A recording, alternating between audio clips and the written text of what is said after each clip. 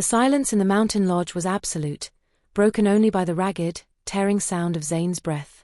He sat on the edge of his bed, a king in a castle of ruins, his head bowed and his broad shoulders slumped under an invisible, crushing weight. In his hands, he held a small, carved wooden wolf, its surface smoothed to a shine by years of absent-minded caresses. A tear, hot and shameful, fell from his cheek and darkened the wood. It was the 5th anniversary. 5 years since the storm, both outside and within him. 5 years since he had let the beast, the rage that was his birthright as an alpha of the Golden Moon Pack, slip its chain. He could still feel it, the corrosive fire in his blood, the way the world had narrowed to a pinprick of red-hot fury. A territorial dispute, a challenge from a rival pack member. It should have been a simple, controlled display of dominance. But his control, always a tenuous thing, had shattered. The shift had taken him, violent and complete, and in the chaos, he had not seen her. He had not sensed his own fated mate, his Alma, stepping into the path of his wrath. The memory was a physical blow, doubling him over. A single, sickening crack. The scent of rain-drenched pine and wildflowers, her scent, drowned suddenly by the coppery tang of blood. The immediate, soul-deep severance of the bond that had been the very foundation of his existence. Her body, small and broken, lay still in the mud. He had killed her. He had killed the other half of his soul. A guttural sob ripped from his throat, echoing in the vast, empty room. He had built this lodge for her, a sanctuary away from the pressures of the pack. Now, it was his prison. Every corner held a ghost. The window seat where she would read, the hearth where she would laugh, the space beside him in their bed that would forever be cold. Alma, he whispered, her name a prayer and a curse on his lips. He clutched the wooden wolf until his knuckles turned white. I'm sorry. Gods, I'm so sorry. He had searched for her body after the storm had passed, desperate for even a fragment to bury, to mourn. But the raging river had taken her. There was nothing. No closure, no grave. Just the endless, gnawing certainty of his guilt. His beater, Kale, had found him days later, half mad with grief and self-loathing, wandering the storm-wrecked woods. The pack believed their Luna was dead, a tragic casualty of the storm. Only Zane and Kale knew the true, ugly truth. Zane had withdrawn, ruling his pack from the shadows of his grief, a shell of the leader he once was. The rage was still there, but now it was turned inward, a constant, simmering torment. He stood, pacing the length of the room like a caged animal. His reflection in the dark window was a stranger, hollow eyes, a face carved from granite and sorrow. He was the most powerful wolf in the territory, and he was utterly, completely broken. Suddenly, a sharp, familiar knock came at the door. Before Zane could answer, Kale entered, his expression grim. Kale was the only one who dared intrude on these anniversaries. Zane, Kale's voice was low, cautious. We need to talk. Not now, Kale, Zane growled, not turning from the window. It can't wait. Kale moved closer, holding out a slim tablet. The Silver Manor Pack is hosting their annual summit. A show of unity after the recent border tensions. Zane scoffed, a dry, brittle sound. Send a diplomat. I'm not in the mood for posturing. That's just it, Kale insisted, swiping the screen to bring up a photograph. Our contact there sent this. It's their head archivist. She's new, arrived a few years ago. No one knows her origins. She keeps to herself. Zane's gaze drifted indifferently to the screen. And the world stopped. The air left his lungs in a violent rush. The room tilted on its axis. It was her. The woman in the photo had her head slightly bowed, studying a book. Her hair was a shade lighter, longer, and there was a quiet serenity in her posture that his Alma had never possessed. But it was her. The same delicate curve of her jaw, the same full lips, the same arch of her brows. She was older, her face more defined, but it was undeniably his Alma. Alive. Her name is Jane, Kale said softly, watching the torrent of emotions break across his alpha's face. She has no memory of a life before Silver Manor. They found her injured near their borders, with severe head trauma. She remembers nothing. Zane's hand trembled as he reached for the tablet, his fingers hovering over the image of the woman he had mourned for 5 years. The woman he had killed. A maelstrom of disbelief, of impossible, agonizing hope, and a fresh wave of soul-crushing guilt threatened to tear him apart. She was alive. His mate was alive. And she had no memory of him, of their bond, or of the monster who had shattered it all.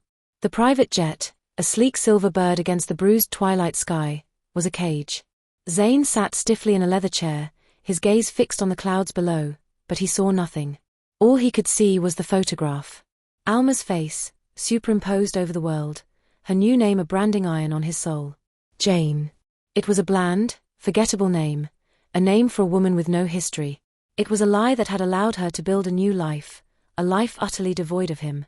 The Silver Manor territory was a place of sharp, crystalline beauty, a stark contrast to the deep, earthy woods of Golden Moon. Their capital city, Ethelberg, was carved into the side of a mountain, its structures a blend of modern steel and ancient stone. The air was thinner, colder. It felt alien. The welcome dinner was a trial by fire. The great hall was filled with the scents of roasting meat and a dozen different shifters, the murmur of conversation a constant, buzzing hum. Zane stood at the head of the Golden Moon delegation, a statue of forced composure. He wore his authority like a cloak, his black attire a shadow amidst the Silvermane's signature silvers and greys. And then he saw Lorcan. The Silver Manor Alpha was a tall, lean man with silver-streaked black hair and eyes the color of a winter storm. He moved with a predator's grace, his power a palpable, chilling force in the room. He approached Zane with a diplomat's smile that didn't reach his eyes. Alpha Zane, Lorcan's voice was smooth, like ice over deep lake. A rare honor. We were beginning to think you preferred the solitude of your mountains. Some burdens of leadership require solitude, Lorcan, Zane replied, his tone equally polished, equally cold. But peace between our packs is a burden worth leaving solitude for. They exchanged the empty, sharp-edged pleasantries of rival alphas, each word a carefully placed pawn on a chessboard. Zane's every sense was screaming, stretched taut as a bowstring, searching for one specific presence in the crowded room. He didn't find her. Not at dinner. The disappointment was a physical ache, a fresh wound. He endured the meal, the speeches, the subtle probing of Silver Manor elders, all while his wolf paced and snarled within him, frantic and disoriented. The bond was a void, a silent scream in his soul. He was adrift, unmoored, and the tension was a wire tightening around his throat. Later, as he was being shown to his guest quarters, he caught a flicker of movement at the end of a long, torchlit corridor. A woman was walking away, her arms full of scrolls, her head tilted in conversation with a scholar. She wore a simple, dark blue dress, her light brown hair piled hastily atop her head, a few stray curls escaping to brush her neck. Zane froze, his heart hammering against his ribs like a trapped bird. It was her. He would know the line of her shoulders, the shape of her, anywhere. The world narrowed to that single, receding figure. As if sensing the weight of his stare, she paused and glanced back over her shoulder. Time stopped. Her eyes met his. They were the same shade of warm hazel, but the light in them was different. The fiery, passionate spirit of his Alma was gone, replaced by a calm, inquisitive curiosity. There was no recognition. No flicker of love, of hatred, of memory. Nothing. She looked at him as she would look at a strange statue or a piece of unfamiliar art, with a mild, academic interest. She offered a small, polite, utterly vacant smile before turning back and disappearing around the corner. The impact was more devastating than any physical blow. Zane had to brace a hand against the cold stone wall, his breath catching. The hope that had been a fragile, budding thing inside him shriveled and turned to ash. Kale had warned him, but nothing could have prepared him for the utter nullity in her gaze. She was a stranger. Back in the solitude of his chambers, the carefully constructed walls of his control crumbled. He slammed his fist into the granite wall, the pain a welcome distraction from the agony in his chest. The beast within him howled, a sound of pure, undiluted torment. It sensed its mate, could almost taste her scent on the air, and yet she was galaxies away, locked behind a door of forgotten history. He had spent 5 years drowning in the belief that he had killed her. Now, he was faced with a far more cruel fate. He had erased himself from her world completely. He was a ghost, and the love of his life was looking right through him. The scent of old paper, beeswax, and undisturbed centuries was as familiar to Alma, Jane, as her own heartbeat. The Silver Manor archives were her sanctuary, a labyrinth of knowledge where she had built a life from the ashes of a self she could not remember. Here, among the towering shelves and the soft whisper of turning pages, she was not a woman with no past. She was the head archivist, respected and capable. Yet, As she meticulously catalogued a new shipment of territorial maps from the eastern clans, the familiar, nagging sensation tugged at the edges of her mind. A phantom limb of the soul. It was a feeling of something vital misplaced, a melody she couldn't quite recall, a name always on the tip of her tongue. 5 years, and the void within her had not shrunk. She had merely learned to build structures around it, like a city constructed around a bottomless chasm. "Jane? You're miles away." The voice, warm and familiar, pulled her back. "Elias." He stood in the doorway of her private study, his lean frame silhouetted against the torchlight of the main hall. His smile was easy, his brown eyes kind. He was the pack's chief historian, a man of quiet intellect and gentle patience. He had been the one to find her, disoriented and injured near the Silver Manor border, and had advocated for her when she had nothing, not even a name. Their relationship had grown slowly, naturally, a tender companionship built on shared interests and his unwavering steadiness. He was her anchor in a life adrift. "Just these eastern maps," she said, returning his smile, though it felt fragile on her lips. "Their cartography is so different from ours. It makes my head spin." Elias came to stand beside her, his shoulder brushing hers, a comfortable, familiar contact. "Then take a break. The welcome dinner for the Golden Moon delegation is starting. We should make an appearance." The Golden Moon pack. A shiver, inexplicable and cold, traced a path down her spine. Their name had been buzzing through the stronghold all day, spoken with a mix of respect and wariness. They were a powerful, reclusive pack from the deep forests, their alpha a figure of near-mythical infamy. "I don't know, Elias. Large crowds." She gestured vaguely to her head. The aftermath of her trauma made loud, chaotic environments difficult. The noise, the scents, the press of bodies, it could sometimes trigger a debilitating migraine or a dizzying sense of disorientation. "Just for a little while," he coaxed, his hand finding hers and giving it a gentle squeeze. "I'll be right there with you." She looked at their joined hands. She cared for Elias, deeply. He was safe. He was home. He had never pressured her about her past or the parts of her heart that seemed locked away, even from herself. She loved him, she was sure of it. It was a quiet, gentle love, like embers in a hearth.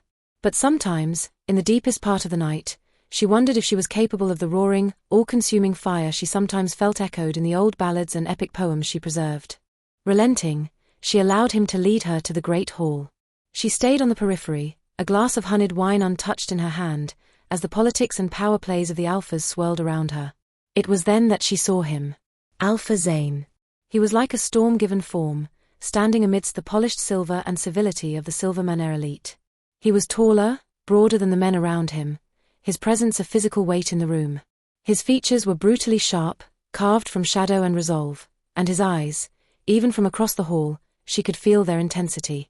They were the color of ancient amber, and they held a history that seemed as deep and dark as her own missing one. When their eyes met, the air vanished from her lungs. The world, the noise, Elias at her side, everything dissolved into a silent, screaming vortex. A jolt, like lightning grounding itself, shot through her entire body. It was not recognition, not in any conscious sense. It was something deeper, more primal. A cellular resonance. A string plucked in the void of her memory, producing a note of such profound, devastating familiarity that her knees nearly buckled. His eyes widened, just for a fraction of a second, and in that unguarded moment, she saw a cataclysm. A raw, staggering agony that mirrored the sudden, inexplicable ache in her own chest. Then, as quickly as it appeared, it was gone, shuttered behind a mask of impenetrable authority. She tore her gaze away, her heart hammering a frantic, panicked rhythm against her ribs. She felt flushed and cold all at once. "Jane? Are you unwell?" Elias's voice was laced with concern, his hand coming to rest on the small of her back. She could only nod, unable to speak. She let him lead her from the hall, the ghost of Alpha Zane's stare burning into her back. That night, sleep offered no refuge. Her dreams, usually a blank canvas, were haunted.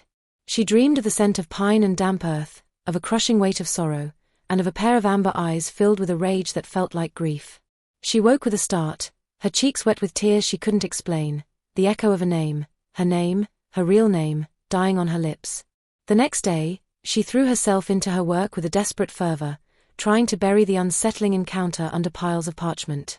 But the silence of the archives was now filled with the memory of his presence. And then, he was there. She was retrieving a heavy, leather-bound tome from a high shelf when she felt a shift in the air, a change in pressure.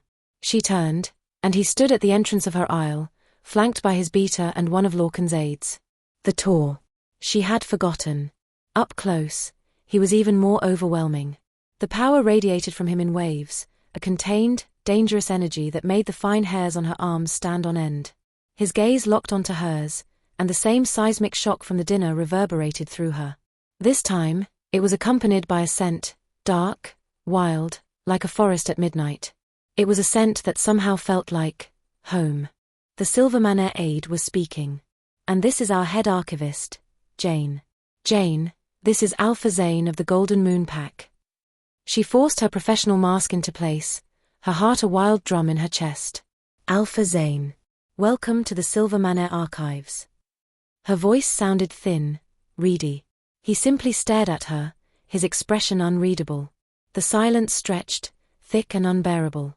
His beater, a sharp-eyed man named Kale, cleared his throat subtly. Your archives are impressive, Zane finally said, his voice a low, gravelly rumble that seemed to travel straight through her bones. It was a voice that should have been familiar. Thank you, she managed, clutching the heavy book to her chest like a shield. We pride ourselves on preserving the history of all the shifter clans. His intense eyes swept over her face, lingering on her eyes, her mouth, as if committing her to memory, or searching for something he had lost. History, he repeated, the word laden with a meaning she couldn't decipher. A powerful thing. It can be a comfort. Or a prison. Her breath hitched. Was he talking about her? Did he know? Before she could form a response, he gave a curt nod. Thank you for your time, Jane. He said her name like it was a foreign, distasteful word on his tongue.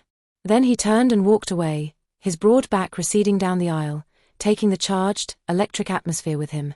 Alma stood frozen, the weight of the book forgotten in her arms. The gentle, steady affection she felt for Elias suddenly felt like a distant, faded photograph. This was a hurricane. This was a memory she couldn't grasp, a bond she couldn't name, and a man who looked at her as if he was seeing a ghost. And for the first time in 5 years, the ghost was starting to remember it was once alive. The forced proximity came in the form of a diplomatic necessity. Alpha Lorcan, with a strategist's cold glee, announced that to truly foster understanding between their packs, key members should collaborate. A joint project. And what better project than compiling a definitive history of the territorial accords between the Silver Manor and Golden Moon packs? The task, of course, fell to the archivists. Which was how Alma found herself trapped in the archive's most secluded reading room for 3 hours every afternoon, alone with the living, breathing embodiment of her recent turmoil. The first 2 sessions were an exercise in excruciating tension. Zane was a statue carved from silence and simmering intensity. He would sit opposite her, the wide oak table a chasm between them, and examine the documents she provided with a focus so absolute it felt violent. He rarely spoke, offering only grunts or single-word answers to her carefully phrased, professional questions. The air was thick with the scent of old parchment and his own wild, forest-dark aroma, a combination that was steadily driving her mad. She, in turn, clung to her role as Jane like a lifeline. She was the efficient, knowledgeable archivist, her hands steady as she unrolled fragile scrolls, her voice calm as she explained the nuances of a century-old treaty. Inside, she was a maelstrom. Every brush of his fingers as she passed him a document sent a jolt up her arm. Every time she glanced up and found his burning amber gaze already on her, her breath would catch. He was studying her, memorizing the new lines of her face, the way she now bit her lip in concentration, a habit his Alma had never had. The silence between them was a language in itself, screaming with everything left unsaid. On the 3rd day, the storm broke. Alma was cross-referencing a particularly dense account of a border skirmish, her head beginning to throb with the familiar precursor to a migraine. The document described a fight over Sacred Grove, a place of ancient pine and a cascading waterfall. The author had poetically described the sound of the water as a silver lament against the mossy stones. Lament. The word echoed in her mind. A sharp, stabbing pain pierced her temple. She squeezed her eyes shut, a wave of dizziness washing over her. It's not a lament, Zane. It's a laugh. Can't you hear it? The water is laughing. A woman's voice. Her voice. Laughing. The scent of wet pine and wildflowers, so thick and real she could taste it. Strong arms wrapping around her from behind, pulling her against a hard, warm chest. A low, rumbling voice vibrating against her back. You see joy in everything, my Alma. She turned in his arms, looking up into a face of sharp, beloved angles and eyes the color of warm amber, filled with a tender, possessive love that stole her breath. Zane's face. Alma's eyes flew open. The reading room snapped back into focus. She was gripping the edge of the table, her knuckles white, her heart slamming against her ribs. The memory, so vivid, so visceral, had been like a flash of lightning in the dark room of her mind, illuminating a single, perfect moment before plunging her back into darkness. And he was watching her. Zane had gone perfectly still, the document in his hands forgotten. His gaze was locked on her, sharp and predatory, missing nothing. He had seen the flicker of pain, the disorientation, the raw, unguarded shock that had flashed across her face before she could school her features. Is something wrong, Archivist? He asked, his voice deceptively calm, but with an undercurrent of desperate, hungry intensity. The sound of his voice, the name Archivist on his lips, it was wrong. It was a lie. Her name was Alma. She was his Alma. The knowledge was a bomb that had detonated inside her, leaving chaos in its wake. But survival instinct, honed over 5 years of building a new identity, took over. To acknowledge the memory was to shatter the fragile, precarious life she had built. It was to confront the terrifying reality of this man, the love in that memory, and the unanswerable question of how she had ended up here, a stranger to herself. She forced her hands to relax. She smoothed a non-existent wrinkle from her skirt, her movements deliberately slow. When she lifted her gaze to his, she had rebuilt the walls, brick by painful brick. Her expression was a mask of polite, professional concern.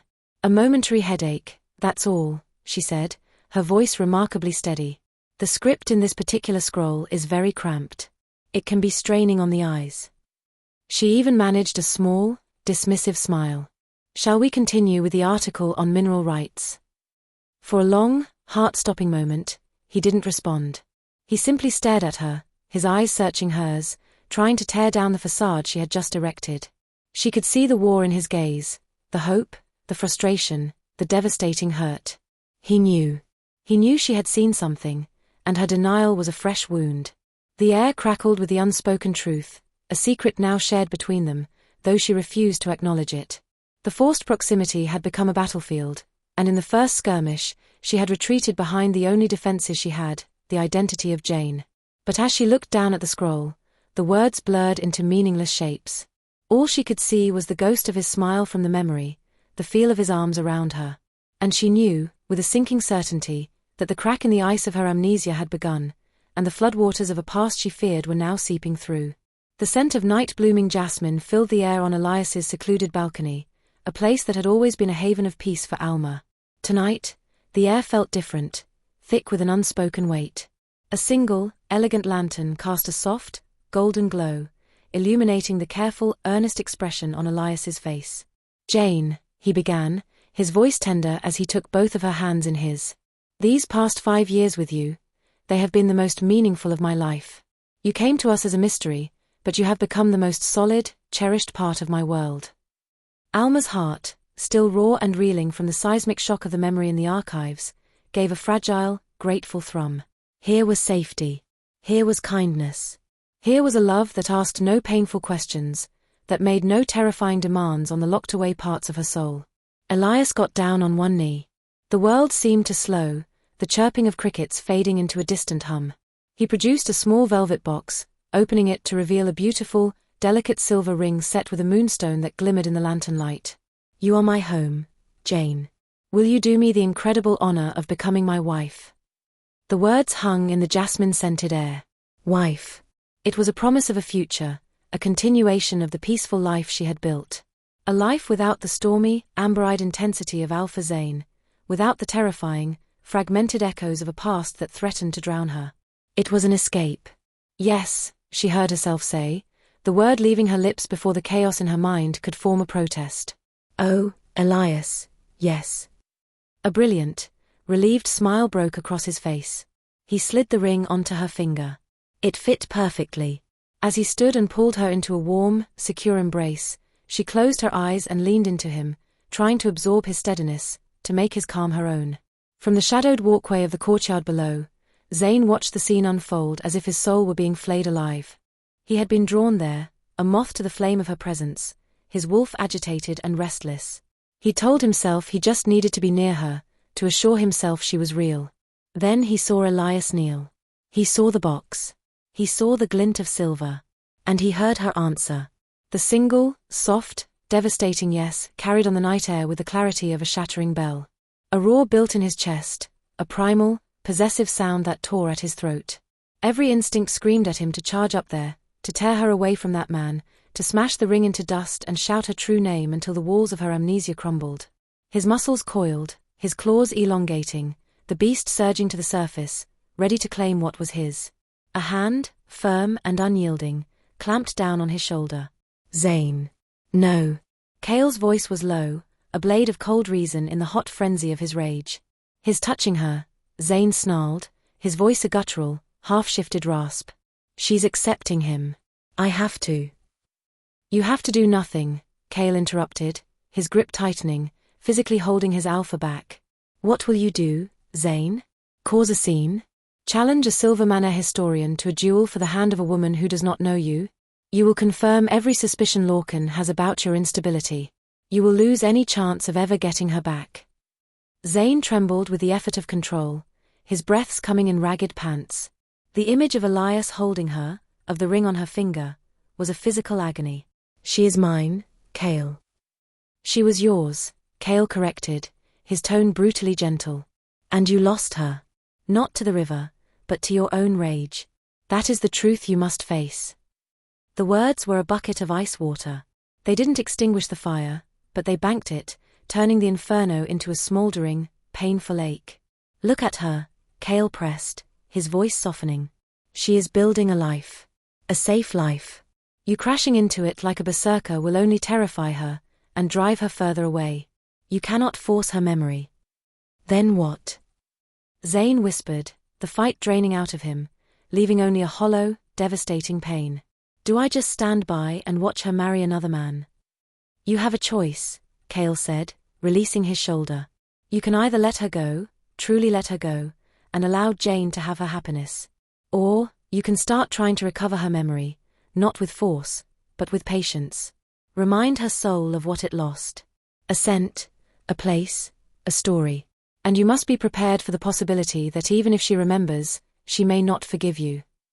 Zane stood frozen in the shadows, watching as Alma, his Alma, smiled up at the man who was not her mate. The ring on her finger was a shackle, locking her into a life that was a beautiful lie. Cale's words echoed in the ruins of his heart. Let her go, or win her back with patience. Letting her go was an impossibility. It would be like asking the sun not to rise. But the path of patience felt like walking on shards of glass. He had spent 5 years in the torment of believing her dead. This was a new, more exquisite form of hell, watching his fated mate promise her life to another, while he was forced to stand by, a ghost in his own story, forbidden from even speaking his own name. The engagement ring felt like a lead weight on Alma's finger. It was beautiful, a testament to Elias's gentle and thoughtful nature.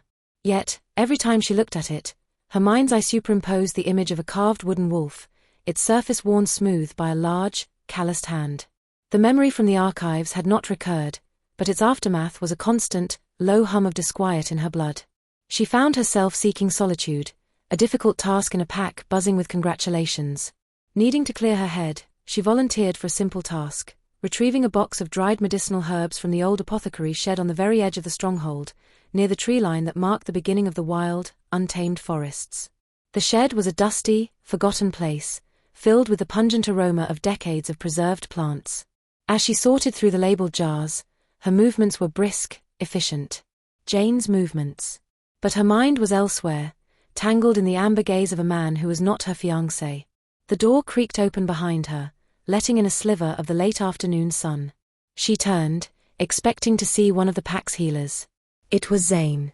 He filled the small doorway, his frame blocking the light, the wild scent of his forest clinging to him like a second skin. Her breath hitched, her professional mask instinctively slamming into place, though it felt more fragile than ever. Alpha Zane, she said, her voice carefully neutral. "Can I help you?" He didn't answer immediately. His eyes, those devastatingly familiar eyes, swept over the small, cluttered space before landing back on her, lingering for a heart-stopping moment on the silver ring gleaming on her left hand. A muscle ticked in his jaw. "I was told I might find comfrey here," he said, his voice a low rumble that seemed to vibrate in the very wood of the shelves. "One of my men took a fall during training. Our supplies are on the jet." It was a plausible excuse. But the intensity in his gaze made it feel like a lie. "Of course," she said, turning back to the shelves, her heart hammering against her ribs. She could feel his presence behind her, a solid, warm wall of tension. Her fingers trembled as she scanned the jars. "Comfrey, comfrey. It's also called knitbone," he said quietly. His voice was closer now. He had moved deeper into the shed. The space, which had felt small before, now felt suffocatingly intimate. "I know," she replied, a little too sharply. She found the jar, her hand closing around the cool glass. As she turned to hand it to him, she found he was mere inches away. The jar was between them, a fragile barrier. He didn't take it. Instead, his gaze was fixed on her face, burning with a quiet, desperate intensity. "You look tired, Archivist," he murmured, and the name was like a burr, catching on the fabric of her new life. "It's been a busy time," she said, her eyes dropping from his, unable to bear the raw emotion she saw there. She thrust the jar toward him. "The comfrey." He finally took it, his fingers brushing against hers. The contact was electric, a jolt that shot straight up her arm and settled in her chest, a warm, aching thrum. It was nothing like the calm, comfortable touch she shared with Elias. This was a lightning strike. And with the touch, his scent enveloped her completely. The dark, wild pine, the crisp night air, and beneath it all, something else, something achingly sweet and floral. Wildflowers. The word exploded in her mind without context, but with it came a feeling of absolute, unshakable safety, of belonging, of home. It was the same feeling from the memory fragment, the feeling of being in his arms. This scent was the foundation of that feeling. Her eyes flew to his, wide and startled. For a fleeting second, her carefully constructed composure cracked, and he saw it, the flicker of recognition, of confusion, of a soul brushing against its other half. He saw it, and hope, fierce and terrible, flared in his amber eyes. He leaned in slightly, his voice dropping to a whisper that was for her alone. "Alma." The name was a key, turning in a lock she didn't know existed. It felt right. It resonated in the deepest, most hidden part of her being. Her lips parted, a soft, involuntary gasp escaping them. But the sound of her own gasp broke the spell. Fear, cold and sharp, doused the warm feeling. This was madness. This was a betrayal of Elias, of the life she had chosen, of the woman she had worked so hard to become. She took a hurried step back, colliding with a shelf. A jar rattled precariously. "My name," she said, her voice trembling despite her best efforts, "is Jane." The hope in his eyes died, replaced by a devastation so profound it stole the air from her lungs. He looked at her as if she had plunged a knife into his heart. He didn't argue. He simply gave a slow, grim nod, the jar of comfrey clenched tightly in his hand.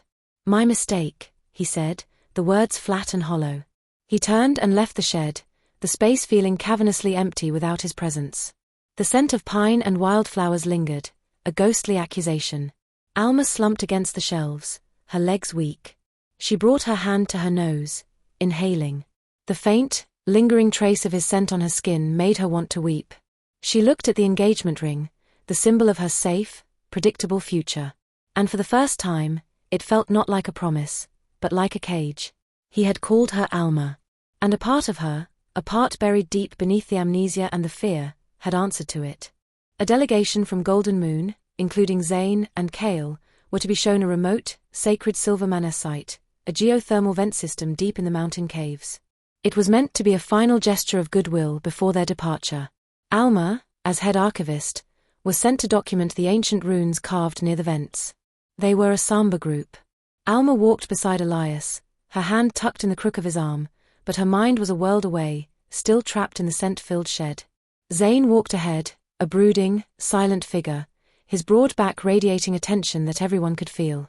The first rumble was subtle, a deep groan from the belly of the mountain. Then the world exploded into chaos. It wasn't a full cave-in, but a calculated one.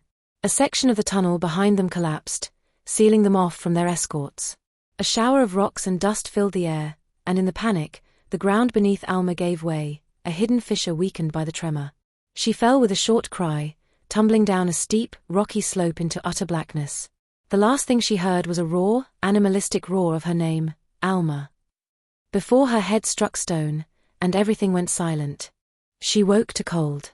A deep, penetrating cold that seeped into her bones and made her teeth chatter. She was lying on a bed of smooth stone, a faint, ethereal blue light emanating from phosphorescent moss on the walls.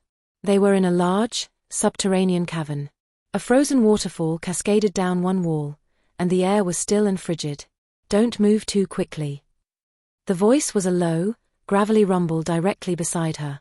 She turned her head, a spike of pain shooting through her temple. Zane was there, kneeling next to her, his own face streaked with dirt and a thin line of blood from a cut on his forehead. His jacket was gone, draped over her instead. "You fell," he said, his voice tight.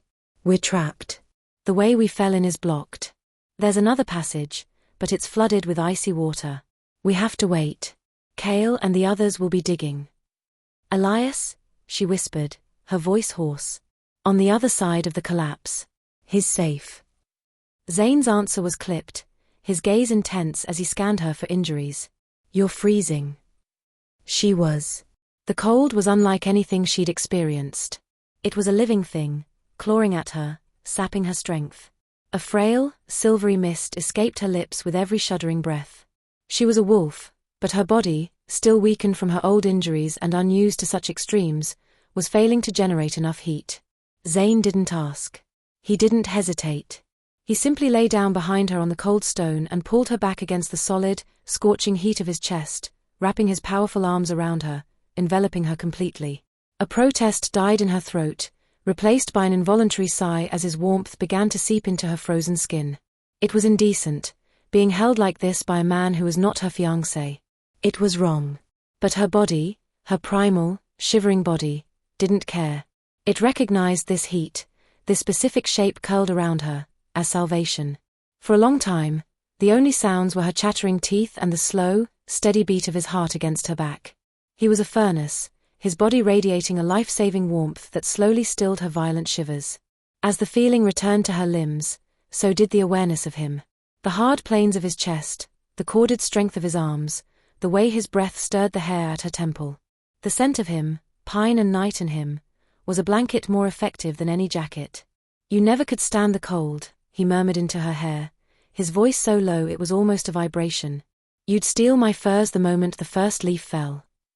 The words were not for Jane. They were for her. For Alma. She stiffened, but he didn't let go. If anything, his hold tightened, just slightly. "I'm sorry," he whispered, the words raw, torn from a place of deep, old pain. "Gods, Alma, I am so sorry." A tear escaped the corner of her eye, tracing a warm path through the cold on her cheek. She shouldn't be hearing this. She shouldn't be listening. The rescue came just as the first, faint grey light of dawn began to filter through a narrow crevice high above them. The sound of picks and shifting rock echoed through the cavern, followed by the frantic voices of their packs. When a hole was finally cleared, Elias was the first one through, his face pale with terror and relief. Jane.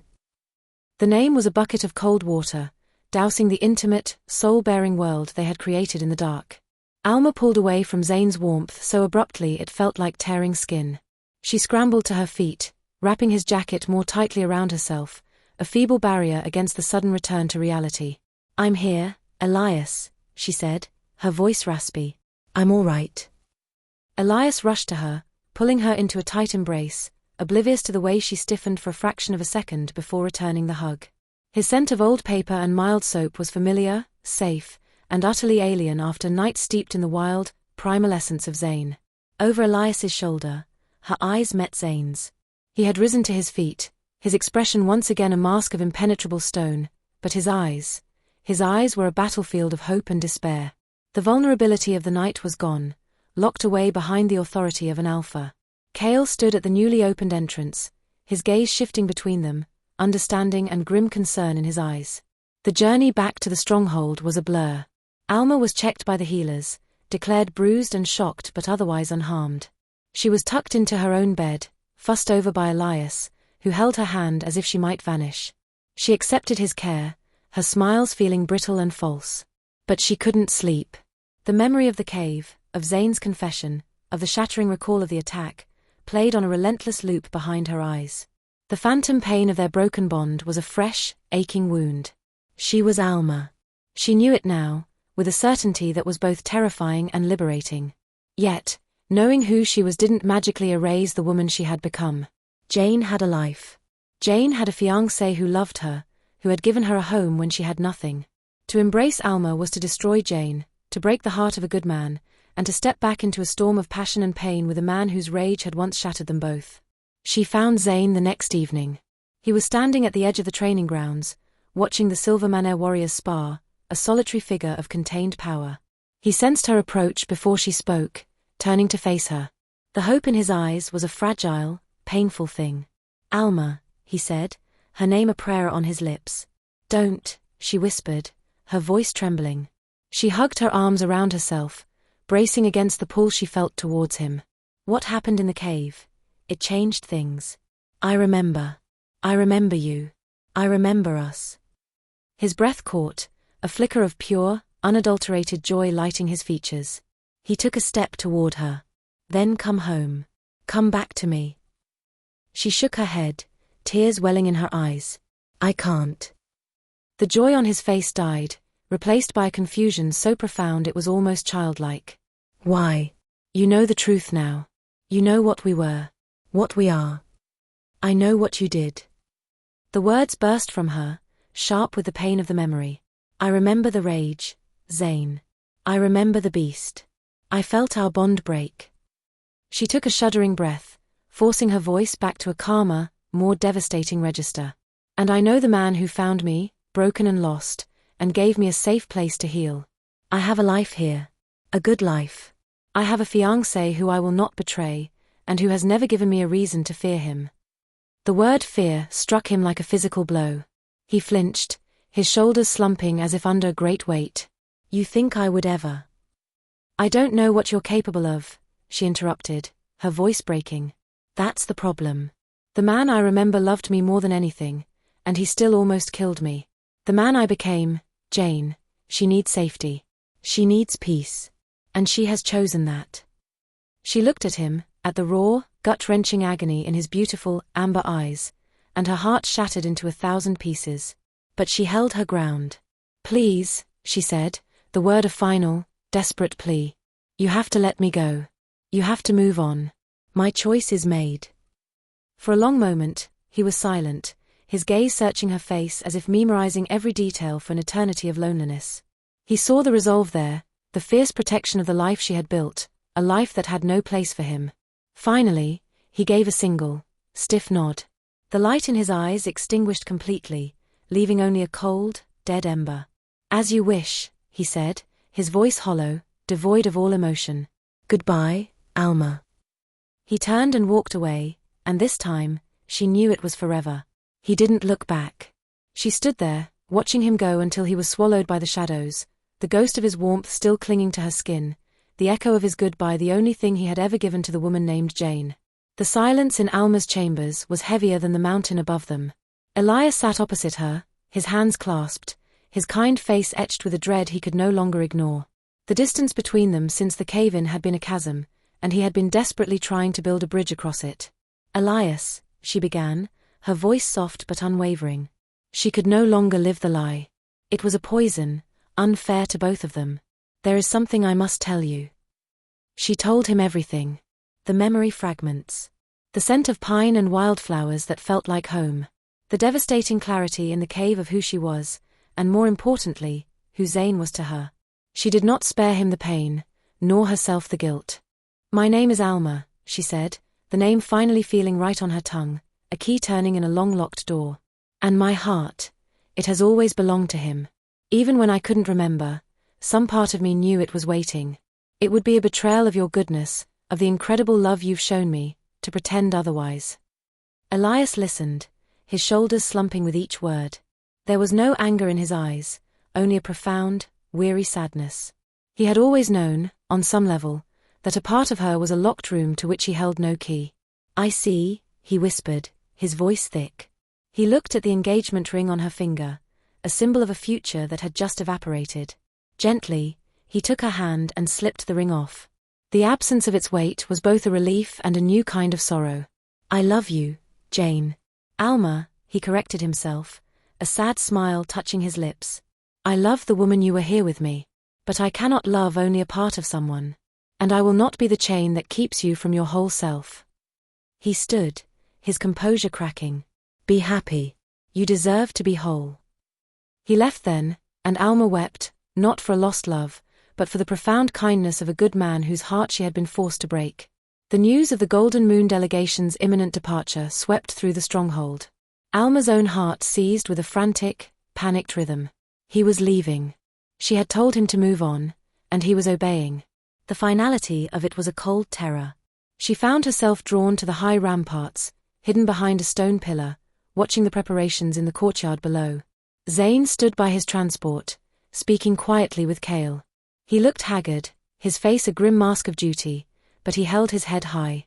He was the Alpha, containing his cataclysmic grief within a fortress of will. He wasn't ignoring her, he was holding himself together by the thinnest of threads, and any sight of her, he clearly believed, would snap it. She saw him turn for one last, fleeting look at the stronghold, and in that unguarded moment, she saw the sheen of tears in his eyes before he quickly blinked them away. It was that single, stoic tear that broke her completely. He was not the raging beast of her memory. He was a man shattered by his own actions, honoring her choice even as it destroyed him. She couldn't let him go. Zane was just about to step into the transport, the weight of his loss a physical pressure on his chest, when he heard it. Zane. His name, called in a voice he thought he would never hear again with such desperate urgency. He froze, his entire body going rigid. He turned. Alma was running across the courtyard, her hair flying loose behind her, her dress whipping around her legs. She skidded to a halt before him, her chest heaving, her hazel eyes blazing with a fire he had mourned for 5 years. "Don't go," she gasped, tears streaming freely down her face now. "Please, don't go." He stared at her, utterly bewildered, his heart a frantic, hopeful drum in the cage of his ribs. "Alma, you told me." "I was wrong," she cried, her hands clutching at the front of his tunic as if to physically anchor him. "I was so afraid of the pain, of the memory of your rage, that I clung to a safe, shadowed life. But watching you walk away, it was 1,000 times worse. I have missed you every second of these 5 years, even when I didn't know your name. My soul has been screaming for you." The words washed over him, a healing balm and a searing brand. He brought his hands up, covering hers where they gripped his clothes, his own tears finally falling. "Alma," he breathed, his voice cracking. "There's more," she said, her gaze intensifying, her voice dropping to a whisper meant only for him. "In the cave, when I remembered the attack, it was hazy. But last night, after you left me, it became clear. So clear." She took a shaky breath, her eyes searching his. "Your rage that day, Zane. It wasn't yours." He went still, the world narrowing to her face. "What?" "It was a poison," she insisted, her words tumbling out. "I remember now, a scent I didn't recognize then, cloying, like rotten honey. I saw a figure in the trees, just for a second, right before you lost control." He was whispering something, his eyes were glowing. It wasn't a challenge, it was a manipulation. "You weren't yourself. The rage was forced into you." The revelation struck Zane with the force of a physical blow. For 5 years, he had built his identity around being a monster, a man who had betrayed his mate. The guilt had been the cornerstone of his existence. Now, Alma was telling him the foundation was a lie. The memory, once a weapon of self-hatred, shifted. The red haze that had descended, had it felt foreign? Had there been a voice, a scent, that didn't belong? The possibility, the staggering, life-altering possibility, left him reeling. He looked down at Alma, at the fierce, protective certainty in her eyes. She wasn't just offering him forgiveness. She was offering him absolution. With a groan that was part sob, part roar of triumph, he pulled her into his arms, crushing her against his chest. He buried his face in her hair, inhaling the scent of his mate. His Alma finally returned to him. "I love you," he whispered into her hair, the words a vow. "I have always loved you." "I know," she whispered back, holding him just as tightly. "And we will find who did this to us. Together." The past was no longer a chain. It was a mystery to be solved, a wrong to be righted. And for the first time in 5 years, they faced the future not as broken fragments, but as one. The world had shifted on its axis. The air in Zane's guest chambers, once a prison of his grief, now crackled with a volatile mix of reunion and grim purpose. Alma was here, in his arms, her scent woven into his very soul again. But the sweetness of their reconciliation was underscored by the chilling truth she had unearthed. "Rotten honey," Zane repeated, his voice a low growl as he paced the room. Cale stood by the door, his face a mask of cold fury. "I remember it. A sickly sweetness on the air, just before everything went red. I thought it was the heat of the fight, the scent of the challenger's blood. I never questioned it." "It was a spell," Cale stated, his fists clenched. "A rage incantation. Powerful and forbidden. It doesn't create emotion, it amplifies what is already there to a maddening degree. Your existing fury at the challenge was the kindling, the caster provided the spark." Alma sat on the edge of the bed, her hands clasped tightly in her lap. The returned memory was a stark, terrifying thing. The man in the trees. He was tall, thin. His eyes, they were a pale, watery blue. And he was wearing a silver Manair insignia on his cloak. The implication hung in the room, heavier than stone. The attack had not been a random tragedy or a simple loss of control. It had been a targeted assassination attempt on their bond, orchestrated from within the heart of a rival pack. And the perpetrator was still here, walking among them. "We must tell Lorcan," Alma said, her voice firm despite the fear in her eyes. "He is an honorable alpha. He would not condone this." "Wouldn't he?" Zane stopped his pacing, his amber eyes glowing with a dangerous light. "What better way to weaken the Golden Moon Pack than to shatter its alpha? To leave me a broken, ineffective shell, drowning in guilt? Lorcan gains everything from my misery." "We have no proof," Cale interjected, the voice of reason. "Only the recovered memory of a woman who was, until recently, believed to have amnesia. Lorcan could dismiss it as a manipulation, a ploy by you to steal back your mate and discredit his pack. It would be our word against the integrity of his entire guard." A sharp, authoritative knock echoed through the room, freezing them all in place. It was not the gentle tap of a servant. It was the sound of command. Before anyone could answer, the door swung open. Alpha Lorcan stood there, his winterstorm eyes sweeping over the intimate scene. Alma on Zane's bed, Zane standing protectively between her and the door, Cale poised like a weapon. A slow, cold smile spread across Lorcan's face, devoid of any warmth. "It seems the mountain air has restored more than just your strength, Archivist," he said, his gaze lingering on Alma before shifting to Zane. "I came to wish you a final farewell, Zane. But I see your departure has been delayed." Zane took a step forward, his body thrumming with tension. "We need to speak, Lorcan. Privately." "Do we?" Lorcan's smile didn't reach his eyes. "It seems you've been having plenty of private conversations. Tell me, Jane, have your memories finally returned? Or have they been conveniently suggested to you?" The accusation was a well-aimed dagger. Alma stood, her chin lifting. "My name is Alma, and my memories are my own." "A fascinating development," Lorcan mused, stepping fully into the room. His gaze then fell upon a small, seemingly insignificant object on Zane's bedside table, the carved wooden wolf. His smile widened, turning predatory. "Ah, I wondered where that had gone." The air left Alma's lungs. Zane went rigid. "That was hers," Zane snarled. "Was it?" Lorcan tilted his head, his pale eyes glinting. "My trackers found it clutched in the hand of one of my fallen scouts, recovered from the river the day after your tragic accident, Zane. We assumed it was his. A petty trinket. I had it cleaned and stored in our vaults. How interesting that it found its way into your possession." He knew. He had known all along. The wooden wolf, the one piece of evidence that tied Alma to her past, had been in his keeping. The pieces of the terrible puzzle began to snap together with horrifying clarity. Lorcan's voice dropped, losing all pretense of civility, becoming a soft, venomous whisper. Did you truly believe a bond as powerful as yours could be shattered by mere chance? It required a surgeon's precision. A carefully laid plan. One that is not yet complete. His eyes, those pale, watery blue eyes, locked with Alma's. The same eyes from her memory. The world stopped. You, Alma breathed, the word a ghost of sound. In that heart-stopping, cliff-edge moment, Lorcan's true face was unveiled. He wasn't just a rival alpha. He was the architect of their ruin.